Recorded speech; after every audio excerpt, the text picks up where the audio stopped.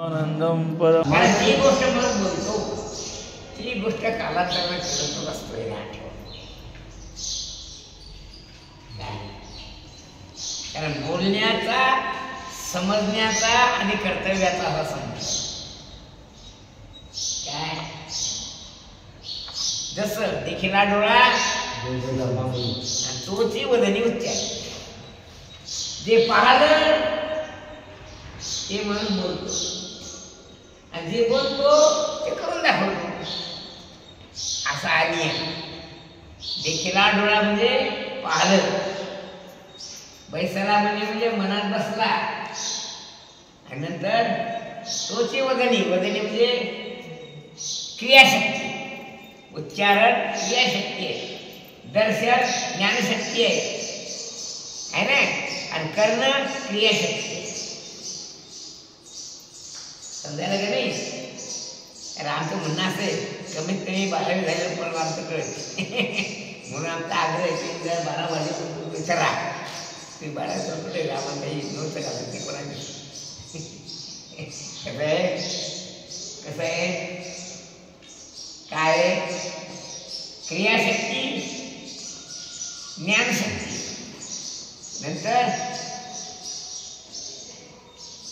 नंतर काय मानसिक शक्ती म्हणजे मनात बसला. आवडीची वृत्ती किरीटी.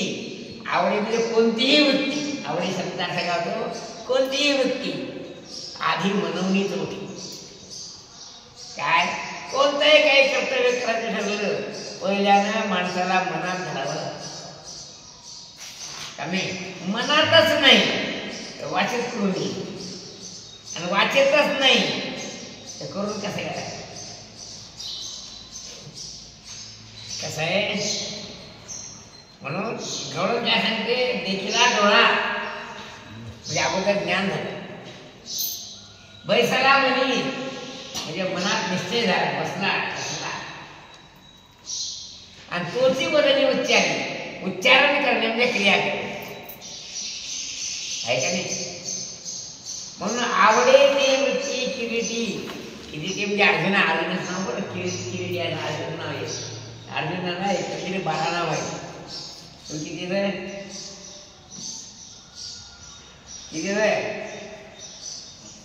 5. बरोबर. प्रत्येकाला त्याची आई 5 नाव ठेवत असते. जे आवडलं त्या नावानं उच्चारण करते. नाव असतं रे असं रे.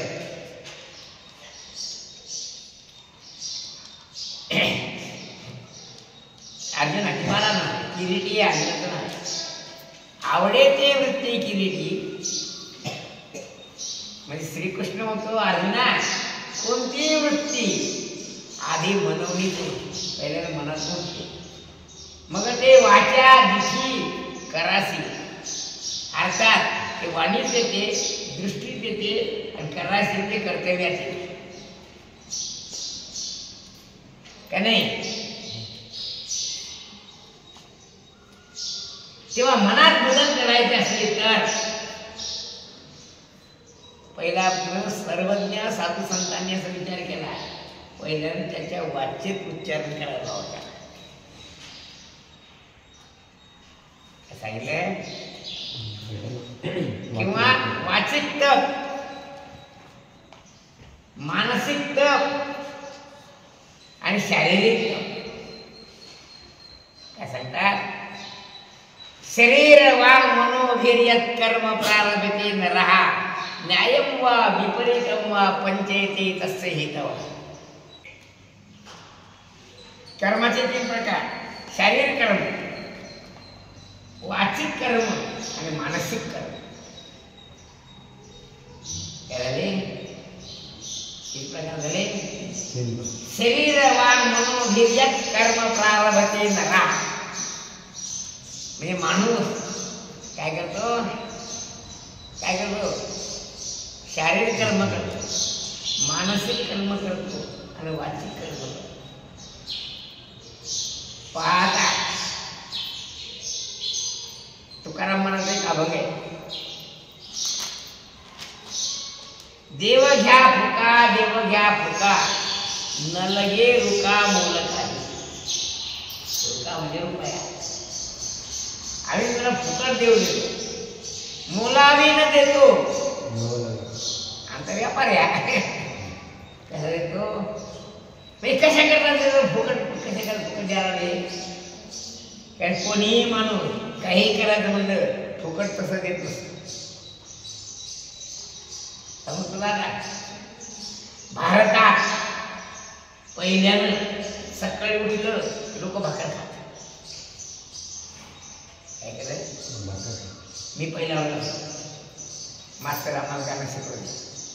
चहा एक चहा डोळे करून पहा, चहाची कॉफी बुद्धीमध्ये पिणारा तो पापी, असं गाणं शिकवलं. चहाचे बसे अक्कल जाते खासी, असं गाणं शिकवलं मास्तर. म्हणून मास्तर आमच्या घरी तर चहा होतं. आणि पहिल्यानं गुळ एवढा भेटत नव्हता. ते गुळ ज्या बोधीत तयार केला त्या बोधीला जो चिकटलेला गुळ असला त्या बोधऱ्या उकळाचा त्या त्याचा असं असं माहीत कसं होतं. आपल्या घरी चहा व्हायचं ना लोकांचं पाच असावी समजा बोंद्रीचा चहा असा असायचा. तर चहा पिणारा चहा चोक कॅटली सारी दुनिया वाटली. त्याला सांगितलं तेव्हा हॉटेलचं खाणं सर्वतोपरी त्यांचे. कारण मानसिक बदल कधी कधी खाण्यातून सुद्धा होत असतात. त्याला दृष्टांत ज्ञानेश्वर महाराज सांगतात की खाण्यातून बदल कसे होतात, खाण्यातून पिण्यातून. म्हणून ठाकरे महाराज म्हणतात प्यायचं असलं तर तीर्थ प्यावं आणि खायचं असलं तर प्रसाद खावा.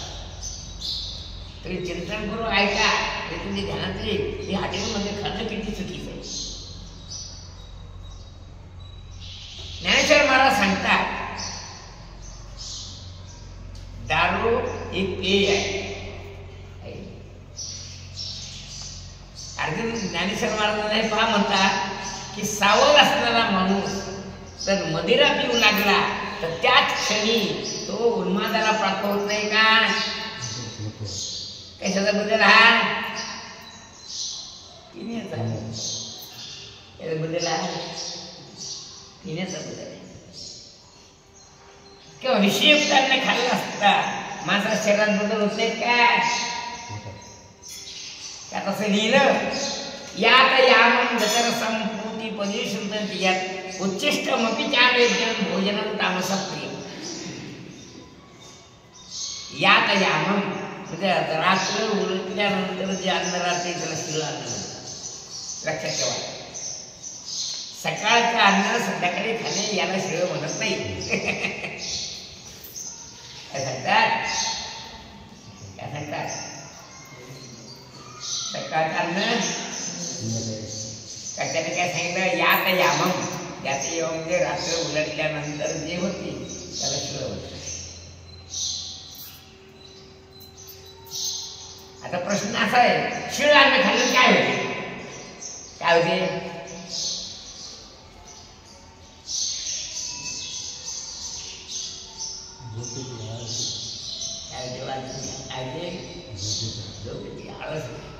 आणि तिने काय केलं यात यामं गतरसं. गतरसं म्हणजे त्यातला रस निघून गेलेला आहे.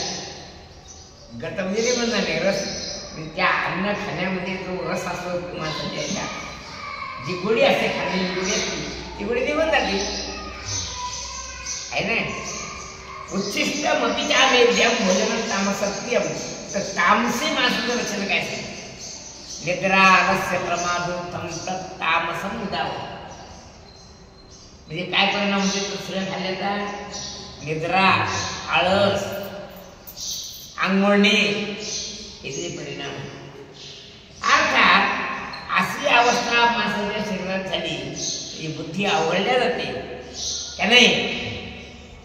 आणि बुद्धी आवळल्या असल्या कारणानं त्याच्याकडून अभ्यासच होत नाही, पाठांतरच होत नाही त्याच्याकडून. कारण आपली पसरलेली वृत्ती एका जागेवर स्थिर झाली आहे विना त्या गोष्टीवर पाठ करणे याचा अर्थ काय आपली बुद्धी स्थिर करणे. जे पोरं MA BA पर्यंत जाऊन पहिल्या नंबरला पास होता, याचा अर्थ त्याच्या बुद्धीची तेवढी स्थिरता झाली असते. काय तेव्हा तो अजूनही लक्षात ठेवा, हे पाठांतरावर विशेष लक्ष द्या. म्हणजे तुमची शाळेमध्ये सुद्धा प्रगती लक्षणीय अशी होईल. तुम्ही लोकांच्या डोळ्यात भरसाल कोण हुशारीला 55% मार्क द्यायला. कारण तुमच्या बुद्धीमध्ये अजून निग्रह किंवा स्थिरता नाही. बुद्धी स्थिर करण्याचा एकमेव उपाय काय आहे? पाठ. मग शाळेतला करा किंवा आमच्या इथलं करा, पण गीता पाठ करा, काही करा, पण तुमच्या बुद्धीला एक ठेवण निर्माण होईल. स्मरणशक्ती वाढेल. आणि स्मरणशक्ती वाढणे हा सगळ्यात महत्वाचा मुद्दा आहे. म्हणून ब्राह्मणामध्ये प्रकार एक पाठी, द्विपाठी, त्रिपाठी असे ब्राह्मण का की एक पाठी म्हणजे एकदा ऐकून पाठ होत असेल, दोनदा पालेख पाठ होत असेल, तीनदा पालेख पाठ होत असेल असं. काय आता काय झालं, तुमचं लक्ष म्हणजे नोकरी झालं, अभ्यासात लक्षच नाही राहिलं. काय झालं तेव्हा बुद्धीची उंची वाढवणे, बुद्धीची ताकद वाढवणे याच नाही पाठांतर आहे. तर शरीराची ताकद वाढवणे म्हणजे काय करायचं? व्यायाम करायचा. काय करायचं? व्यायाम केला काय होते? आळस निघून जातो. त्यापेक्षा सांगितलं आम्ही त्याची फिरता कारण झाड असल्या कारण जरा त्रास होऊ नये म्हणून सकाळी आंघोळीवर फिरत जा. म्हणजे हिवाळा जरी असला तो फिरला, अंग गरम होते आणि थंडी वाजत नाही. आंघोळ केल्यानंतर एक विशेष प्रसन्नता प्राप्त होते. त्यावेळी आंघोळ केल्यानंतर आणि आंघोळ करायच्या अगोदर बुद्धीची कशी अवस्था असते? आंघोळ केल्यानंतर प्रसन्नता, विशेष प्रसन्नाकडे बुद्धी वाढते, बुद्धीची उंची होते आणि त्यामुळे स्थिरता प्राप्त होते. त्या जी बुद्धी पाठ किंवा ध्यानात धरते तिचं नाव आहे मेधा. तेव्हा मेधावी छिन्न संशया असं म्हणतात. काय म्हणतात? काय सांगतात? जो मेधावी पुरुष आहे त्याला कोणता संशय राहतो. तेव्हा तुम्ही मेधावी पुरुष व्हा, प्रज्ञावान पुरुष व्हा. काय मेधा, प्रज्ञा असे बुद्धीचे स्तर आहे. चिखलाची बुद्धी निराळी, शेणाची बुद्धी निराळी, गौऱ्याची बुद्धी निराळी, गवताची बुद्धी निराळी आणि कापराची बुद्धी निराळी. आपली बुद्धी कशाची? चिखलाची. किती काय ढाके टाकत पेटत असते. का? त्याचं कारण आपण काही प्रयत्नच केलेले नाही. बुद्धीचा दर्जा वाढवण्याचा काही प्रयत्न आपण केला नाही. तेव्हा प्रयत्न करा. पाठ फक्त म्हणजे काय झालंच पाहिजे. काय त्यातल्या गीता म्हणा, अभंग म्हणा, म्हणजे शाळेत काय असेल ते म्हणा, पाठ करायला लागतंच. काय आणि पहिला महत्वाचा मुद्दा आहे की शिक्षक शिकवत असताना एकाग्र चित्ताने जे श्रवण केलं जाते ते किंवा पाठ. एका एक मास्तर शिकवायला नाही असं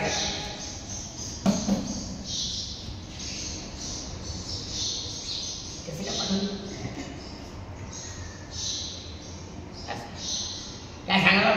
देखीला डोळा बसला म्हणी तोची वदिनी उच्चार. मनात बसलं पाहिजे पहिला महत्वाचा मुद्दा. म्हणून सर्वज्ञाला साधून सांगतो सोपा उपाय काढला. काय तुम्ही काही कष्ट काही करू नका. तुमच्या डोक्याला वजन घालत नाही. तुम्ही पैसे आहे नाही मागत. आम्ही तुमच्याकडून फी घेतली. मग काय करतोय? काय नाही, सोपी गोष्ट आहे. काय सोपी? हरी मुखे म्हणते बस. काय म्हणते? म्हणजे तुमच्या उच्चारणाची जी पद्धत आहे तू या म्हणायचा, हे सोडून द्या आणि हरे म्हण. काय झालं? काय झालं? म्हणजे वाईट संस्कार टाकून द्या आणि चांगले संस्कार घ्या. परिणाम काय होते? जीवनाची दिशाच बदलून जाते. येडगेवर नाचच केलं. अशी बारीक बारीक पोरं गोळा करते प्रत्येक गावात आणि काय नाही, कबड्डी खेळा, खो खो खेळा, असे खेळ शिकवायचे पोरांना. आणि खेळ शिकणं झालं त्यावेळी जायच्या सभेत उभी प्रार्थना कर. नमस्ते सदा वत्सले मातृभूमी असते गोळ करायची पत्ते आहे आणि झेंडा लावला. ते झेंडा राहतात ते परमाचं झेंडा नमस्कार करतात आणि 2 गोष्टी फक्त सांगा कशाच्या ह्याच्या राष्ट्रभक्तीबद्दल परिणाम काय झाला आज भारतीय स्तरावर काय झाले भाजपची संख्या वाढली किती ताकद वाढली आणि केलं काय त्यांनी काय केलं काय नाही खेळ शिकवले पण कबड्डी खो खो अशी खेळ शिकवले आणि कोणी काय काय करलंय जात नाही नमस्ते पदावर तरी मागतो असं म्हणतात जसं काही जसं काय म्हणतात जनगण मन अधिनायक जय हे भारत भाग्य विधाता असं झालं बस मात्र शिकवणे किंवा तोंडाची उच्चारण पद्धती बदलवणे हा एक माणसाच्या जीवनाला पूर्ण कलाटणी देणारा विषय आहे. तेव्हा साधू संतांनी सोपी गोष्ट सांगितली काय म्हणायचं नाही काय म्हणायचं हरी हरी पुढे म्हणा म्हणा परिणाम काही जोडा द्वारकेचा राहा म्हणजे श्रीकृष्ण तुम्हाला तुमच्या बाजूनं होते जोडणे म्हणजे काय आपला करणे आपला तो एक देव जोडून घ्यावा तुकाराम मला जोडून घ्या कारण आम्हाला खरं वाटते पण करून देत नाही म्हणजे हाच उपाय जो माणूस हरी हरी या शब्दाचं उच्चारण करतो त्याचे विघ्न जातील निष्ठेनं जर हे केलं तर त्याच्यावर कोणतंही विघ्न होत नाही आणि ती हरिनाम काय करते माणसाच्या शरीराला पवित्र करून बघा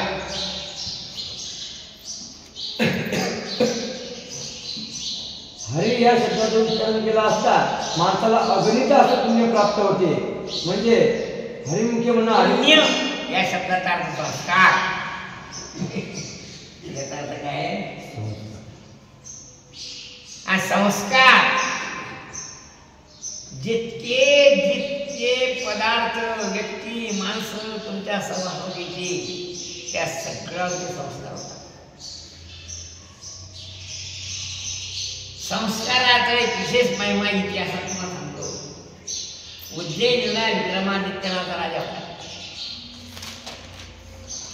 कोणता विक्रम राजा की ज्याची कथा शनी महात्म्यात आहे काय विक्रम हे काय सांगतात नाही काय तो माणूस अत्यंत न्यायनिष्ठ असावा निष्ठ शब्दाचा अर्थ तो न्याय करत असताना कोण्याही व्यक्तीचा मोह धरत तो ज्या सिंहासनापासून न्याय देत होता त्या न्यायाचे संस्कार त्या सिंहासनाला झाले हे विशेष पुढे कालांतराने विक्रमराजा गेल्यानंतर बराच काळ गेला आणि त्याच्या जागेवर असं मोठे फेकलं त्या सिंहासनात तेव्हा शेतात पोरं ढोरवळायचे ढोरं वळता वळता काही पोरे भांडण व्हायचे त्याला एक पोरगाच्या टेकड्यातून बघ न्याय द्यायचा त्याचा न्याय बरोबर असायचा आम्हाला शाळेत होतं विक्रमादित्याचं सिंहासन काय त्याचं सिंहासन सुद्धा न्याय देत हा परिणाम कशाचा आहे संस्काराचा संस्कार शब्दाचा अर्थ काय आहे आपण जे बोलतो त्याचे परिणाम म्हणजे शब्दाचे होणारे उत्तरीय परिणाम त्याचे नाव संस्कार हे खांब ही जमीन ही परसी हे सिंहासन हे आसमंत या सगळे संस्कार होतात ते संस्कार काही केल्या जात नाही तेव्हा संस्काराला विशेष किंमत काय संस्काराला विशेष हो तेव्हा ते संस्कार तुमच्या शरीराला पवित्र करतात करी पावन कोणाच्या ध्यास ज्याला हरिनामाचा ध्यास पुढे बोला ज्याच्या मुखामध्ये हरिनाम आहे त्याला ते हरिनाम अमृतत्वाकडे म्हणजे त्याचं ते तर काही बोललं जे बोलेल ते त्याचं खरं होते असे म्हणजे औषधी वाणी शुद्ध होते आणि वाणी शुद्ध होते, वाचा सिद्धी प्राप्त होते. असा आहे वाचा अलंकार लाभे सर्व सिद्धी. असं कशाचा परिणाम? नुसतं हरी हरी हरी या शब्दाचा उच्चार. काय विशेष आहे? मग संस्कार माणसाच्या जीवनाचा आकार बदलून काय होते? काय होते? संस्कार माणसाच्या जीवनाचा आकार म्हणून आम्ही संस्कार करतो. तुम्हाला कोणते मी हरी म्हणा. हरी म्हणून काय होईल? गरीब पावर आली आज शरीर पवित्र होईल आणि सर्व प्रकारचे दुःख तुमचे दूर होईल. पुढे बोला. कारण आता हे कीर्तन तत्वज्ञानाच्या क्षेत्रातलं कीर्तन आणि जे प्रमाण सांगितले ते प्रमाण एवढ्याच आम्ही म्हणते ती गीतेतले प्रमाण आहे. आणि तुम्ही गीता पाठ करा एवढ्या करता आम्ही म्हणतो कारण सर्व क्षेत्रामध्ये गीता नव्हती. गाये ध्याये गीता त्याचे तुटले व्यथा. गाये ध्याये गीता त्याचे तुटले व्यथा. गाये ध्याये गीता त्याचे तुटले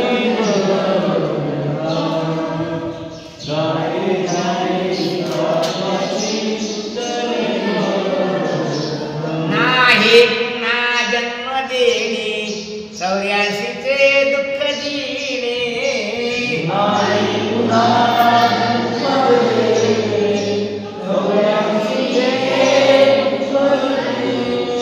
नाही पुन्हा जन्म देणे 84चे दुःख दिणे. नाही पुन्हा जन्म देणे 84चे दुःख दिणे. नाही पुन्हा जन्म देणे 84चे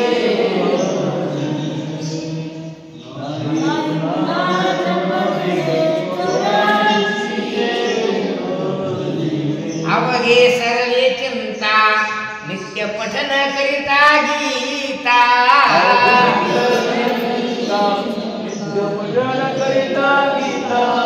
नाही पुन्हा जन्म देणे 84चे दुःख देणे.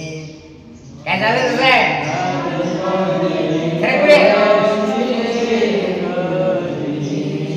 म्हणे भगवान गीता देवे उपदेशिली पार्था.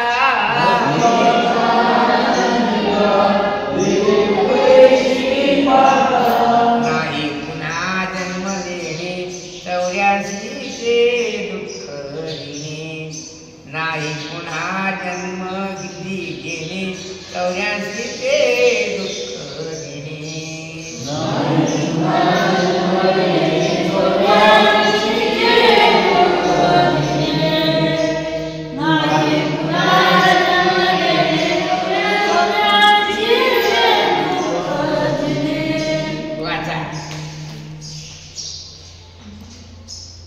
जो गीता गातो गीतेचे ध्यान करतो त्याची भवचिंता जन्म मरणाची चिंता नाहीशी होती. काय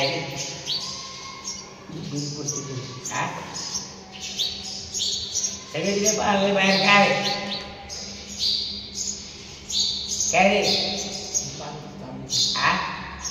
का काय बंद पडते कधी कधी म्हणजे चालू ती चुकून पाहिला आई पण पाहिला. गीता सर्वश्रेष्ठ ज्ञानाचं भांडार. सगळे गीतेची गंमत आता पारा पारी गीता केवढी आहे.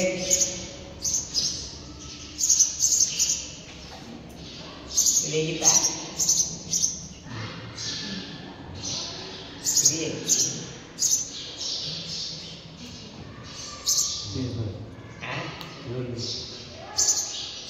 आणि त्याच्यापेक्षा बरं करून दे गीता एवढी. एकदा परदेशात शिकागो नावाचे गाव ते सर्व धर्म परिषद झाली. योगायोग असला की गीता सगळ्याचे खुले ठेवली बाकीचे मोठमोठे ग्रंथ त्या लोकांचं सांगणं म्हणत की आमचे ग्रंथ किती मोठे आहेत आणि गीता किती कसे काय किंवा त्या परिषदेमध्ये विवेकानंदाने गीता किती श्रेष्ठ आहे हे सांगितलं. ते सांगितलं पहा म्हणे हे सगळे मोठमोठे ग्रंथ गीतेच्या वर बसलेले. याचा अर्थ काय आहे? गीता जर काढून टाकले सगळे खाली पडतील. अर्थात गीता सर्व प्रकारच्या ज्ञानाचा मूलाधार आहे. काय मग तुझं विज्ञान असो अज्ञान असो काही असो सर्व ज्ञानाचं मूल आहे गीता. म्हणून गीता महात्मा सांगता गीता मे परमा विद्या. पाहता गीता सर्वशास्त्रविदं पुण्यम. गीता सर्व शास्त्राचं मूळ आहे. गीता सर्व शास्त्राचं पुण्य आहे. यह पठेत पुमान जो कोणी माणूस हे गीता पाठ करेल तो सर्व प्रकारच्या पुण्याचा साठा होईल. इदं गीता शास्त्रं पुण्यम यह पठेत प्रयतः पुमान. तो माणूस प्रयत्नाने गीता पाठ करेल. जो गीता प्रयत्नाने पाठ करेल जो गीता कंठस्थ करेल तो माणूस सर्व पुण्याचा राशी आहे. विष्णू पदमवाप्नोति भयशोकादिवर्जितम्. तो विष्णू पदाला सांगतात विष्णू पदमवाप्नोति. तो विष्णू पदाला प्राप्त होईल ज्या ठिकाणी भय आणि शोक नाही. भयशोकादिवर्जितम् काय सांगतात वाचा. गीतेचं ध्यान करतो म्हणजे काय करतो काय गीतेचं ध्यान. आता ध्यानम शांताकारं भुजगशयनं पद्मनाभं सुरेशं विश्वाधारं गगनसदृशं मेघवर्णं शुभांगं लक्ष्मीकान्तं कमलनयनं योगिभिर्ध्यानगम्यं वन्दे विष्णुं भवभयहरं सर्वलोकैकनाथं. ध्यानावस्थित तद्गतेन मनसा पश्यन्त्यं योगिनो यस्यान्तं न विदुःसुरासुरगणा देवाय तस्मै नमः. अर्थात जो गीता गाये जो गीता म्हणतो वा जो ध्याये म्हणजे गीतेचं ध्यान करतो त्याची कुठली भव्यथा. अर्थात त्याला जन्म मरणाची चिंता राहत नाही की नाही असे वाचा.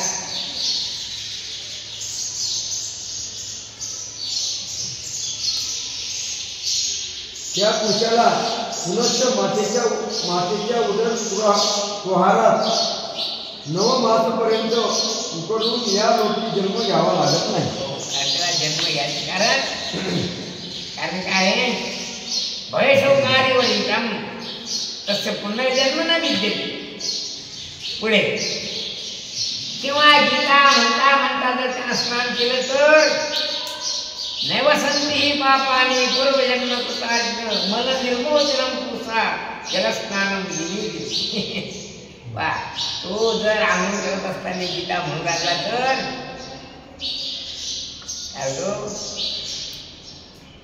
भयशोकादिवर्जित स्नानाला प्राप्त होतो आणि त्याच्या अंगावर पडणारं पाणी तीर्थो. पुढे अर्थात 84 लक्ष जीव येऊन फिरावे लागत नाही. काय काय लिहिलं रे मला निर्मोचनम पुसा. निर्मोचन करणे म्हणजे हातपाय घासणं म्हणून. मला निर्मोचनम जलस्नानम दिले. तो जर पाण्याने आंघोळ करत असणार गीता म्हणत असणार तर सकल गीतांमध्ये स्नानम संसार बोलनाश. त्या पाण्यामध्ये टाकत तिथे की संसार रूपी दोषाची निवृत्ती होते. पुढे वाचा. ज्याने गीतेचे श्रवण केले, गीता ऐकली, श्रवण केले, गीता ऐकली, पुढे मनन केले, ज्याने गीतेचं चिंतन केलं, पुढे चिंतन केले, आणि ज्याने गीता पाठ केली, गीता नित्यनेमाने पठण केली, पाठ केली, तो 84 लक्ष जीव येईल मुक्त होईल. किती जीव आहेत सगळे? 84 लक्ष जीव. आणि एक जीवाची संख्या मोजली तर संख्याशास्त्र समाप्त होतं. उदाहरणार्थ माणसं जर मोजायला ठरले किती असते जगात माणसं?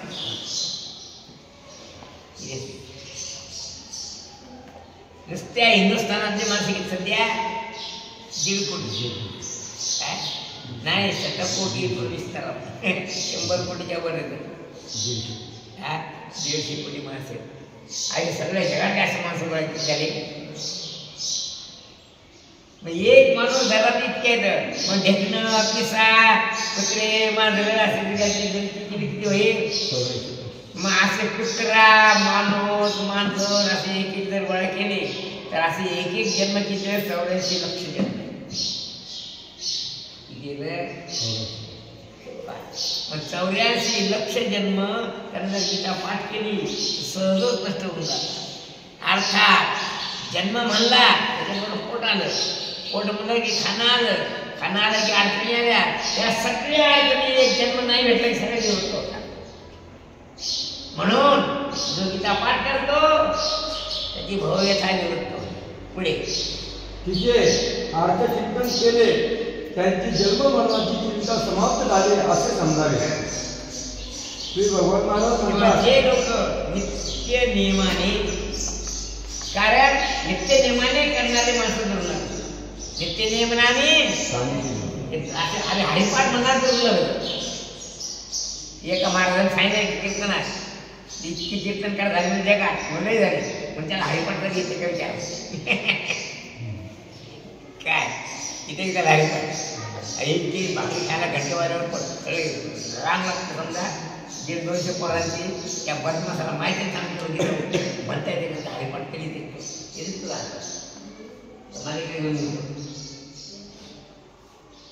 देखणे को अच्छा, चलने को डर. तेव्हा हरिपाठ म्हणणे, गीता म्हणणे हे काय आहे? वैशौकादी वर्जित 84 लक्ष जन्म त्याला फिरावे लागेल.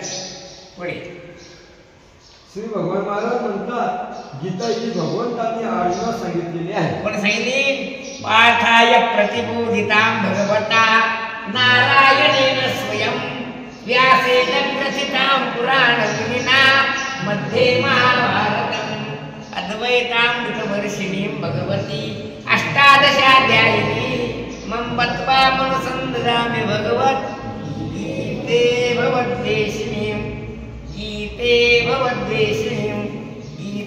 भवद्देशिनीं पुंडलीक वरदारिष्ठ.